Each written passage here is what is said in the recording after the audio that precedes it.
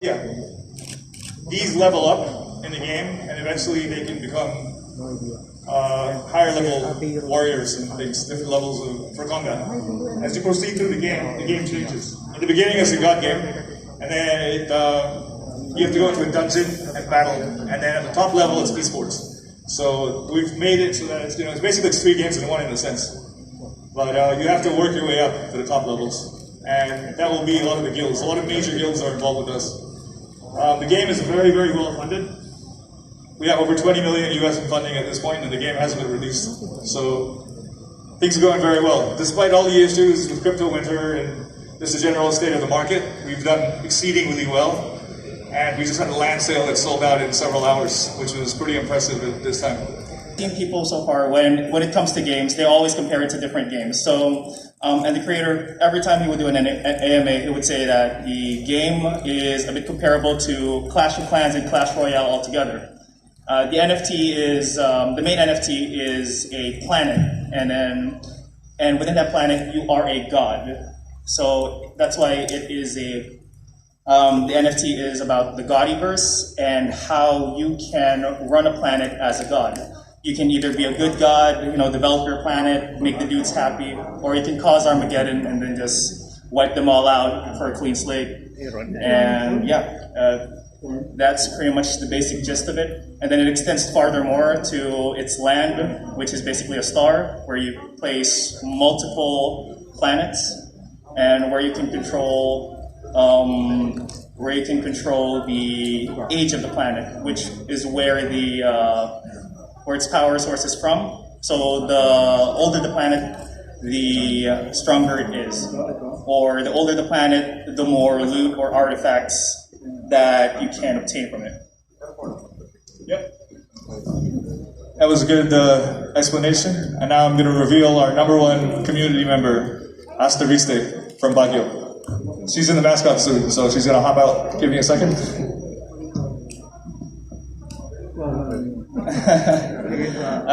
She is actually one of the lead community managers from Discord. And what's awesome is that she is also the right size to go in our mascot. So we bought 3 people, and Astariste, everyone.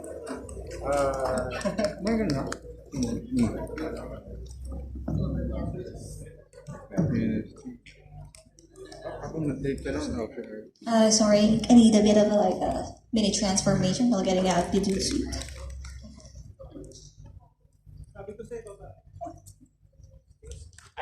Thank you very much. Yes, I'm a real boy. Okay. So once again, thank you. I'm Asterisk. It's actually pronounced as Asterisk, but with a T. So I'm the one of the community leaders for Apeiron, representing the Philippines. So if ever you hang out at Discord for Apeiron and you need some in-depth information about the game, I'm the go-to. So about personal experience regarding Apeiron. The first that got me into it was the trailer. I mean, we're all suckers for videos, I know that. And it was fresh, it was new, and it was surprising that it was a Web3 game or an NFT game. And if you were even just do a quick YouTube search about the video, then you'll get what I mean. And I know that for the Philippine community, there's a bit of like a negative perception about Web3 games because most of the community gained or learned more information about Web3 from Axie Infinity, and that was actually my initial experience with Web3 apps as well. So most of us went through that process of like searching for different games because Axie isn't really for everybody. And then most of us, or probably some of us, have experienced rug pulls from here and there, a couple of games from here and there. And then I'm like, how can I find sorry, what was it? Okay, you sound concerned, okay. Okay, so yeah, and then I found a YouTube video about like Apeiron, play God game, join the Godiverse, okay, be a god, and then but the initial video was like it's not about playing with these but it's about the battle mode, which is actually a mix of multiple games, which is like Clash Royale. So it's like a live, it's an active card game. Actually, it's just that I just really want you guys to just check the video. It says a lot, means a lot, and you'll know what I mean. And why I want to bring Apeiron to ESGS is that they want to focus more on the Web2 aspect, which is gamers. And I believe that the Filipinos are very, very competitive people. And I want to bring Apeiron. I want to introduce Filipinos to the Godiverse to show that strong players don't just come from Korea or other countries, but I believe that Filipinos are very, very competitive and strong at the esports scene. I mean, if you go to the event, ESGS event, there's like competition here and there, and I'm like, what if Apeiron is here? It's different. I mean, not everyone can play FPS games. Not everyone can play fighting games.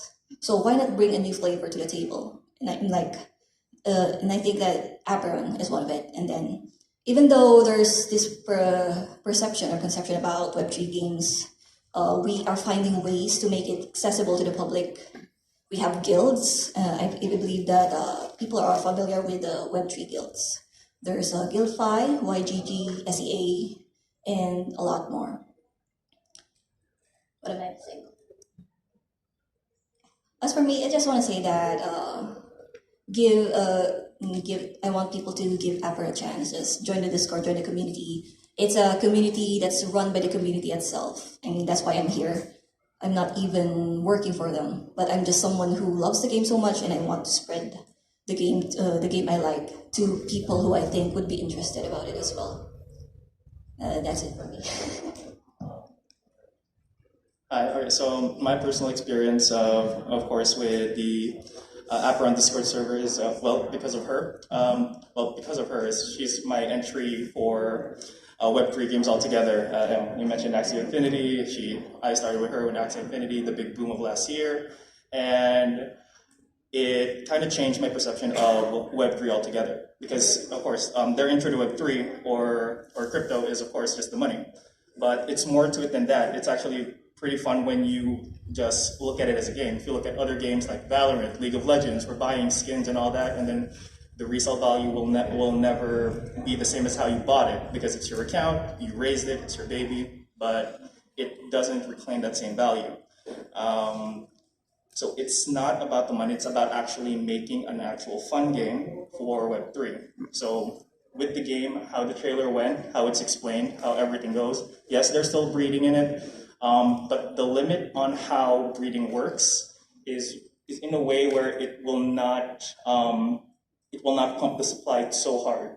So it's very limited, and only those who are willing to actually test it out will get a chance to play it. There will be free keys, but once you accessibility for the NFT is really limited, especially if a mass amount of people starts wanting to play this game. And I'm very excited for this game. It's a mixture of Clash Royale and somewhat like auto chess, auto battler, because you have to position them in a way, you have to make sure your puzzle pieces is right, and then it's also live action. It's literally like auto battler, and you have a character in the middle that you can fight with at the same time. You have an avatar that's you, and you command these dudes, which is parts of your army, these adorable little things. Yeah, and there's also the God game where it is you're developing the planet that you're in. That's where the Clash of Clans aspect goes. You have your town hall, right? You have your town hall and all that, and then you develop the entire city and planet. Spore? Yeah, if you're familiar with the game Spore, then you'll be more familiarized with it as well. So yeah, the Discord server is fun. My first time going into the Discord server is because of a contest which is to make content, either it's a website, art, or just a video. I like memes, so I made an Apeiron.exe. So I had to research Apeiron. I had to research Apeiron for like a week so that I can make it funny, get into the community, and it's amazing. If you are a content creator, it's not just for gamers, it's also for content creator. If you like gaming and making content, it's the best place to get into. There's a lot of that involved in the game. Our lore is really heavy in a sense, and it was written by a PhD in video games from the US. So he's heavily involved in the process and a lot of the decisions that we make as far as gameplay. And it's constantly evolving in that sense. So there's lots of that if you're into that. And it may not appeal to everyone, but it's definitely unique the way that this game has been put together. It really is more than one game. It's more than 3 games in one. So it's definitely worth checking out, even if you're a Web 2 gamer. I know that there's a little barrier to entry there, but it's a solid game. That's the main thing. It's going to be really good. So it's definitely worth checking out. We'll have a battle demo out soon, and the beta will drop in the next couple of months as well. So, yeah, next month. Thank you. So, yeah, definitely look out for that. And please join our Discord server. You can check us out at apeironNFT.com. And, yeah. There was a barrier on negativity with Web3 games here in the Philippines. How do you foresee your game overcoming that barrier and actually being adopted as well as Axie when it was first adopted? Because there was this huge rise and then there was the sudden fall which left a lot of people grasping at straws with their tens of thousands of pesos of investment. So is there something that your game is setting up differently, or is there a safety net for you to prevent that sudden crash? Although no crash is determined by the market, but again, it's not as bad as what happened to Axie. Is there something that you're planning to do? All right, good questions right away. You know your things. All right, you want to? Okay, regarding that, I think first and foremost, for people to actually feel like spending money on the game, they have to find it enjoyable. Our example is I'm a Genshin player, and and the difference that I'm a Genshin player and I spend gacha, but to think of it, I know that I have nothing to get back from spending lots of money on Genshin, but because of the enjoyment, because I love the characters, I love the game, I'm willing to spend money on it. And that's why for Apeiron, we make sure that the game is enjoyable, fun, and it has two game modes, but it has the third part of it is the esports part. But we think that the game is enjoyable enough for people willing to spend on it. That's why we're really, really looking forward to the demo next month. We understand that once the demo is out, we believe that people will see that it's something that worth investing for. I know. I believe that it works, even though it's literally just gifts. It's a tower defense gifts with really great characters. It's because of its community. And what I like about Apeiron is that it built its community. It built its community first. It's supporting its community. And not just its game. It's not neglecting its community. I've seen other Web3 games that just focuses on the game, focuses on the promotion, but not much on the community. And that's the reason why I think this would work. If anybody that steps foot in the Discord server just sticks around maybe a week or two, join a few events, join poker night. We have poker night in the Discord server, and I think that's cool. that was awesome. We have drinking sessions in the Discord server.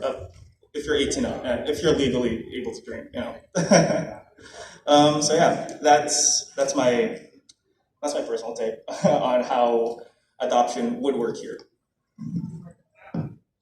What utilities do you see your tokens being used at? This is an NFT game. It will be used. Correct me if I'm wrong, but there's going to be a lot of big guilds out there that will also exploit this for money. That happened in Axie, that happened in Pegaxie, that happened everywhere. So Speaking about token utility, what is your token utility, and will you allow those big gaming guilds to exploit your games like what they did with Pegax and Axie Infinity?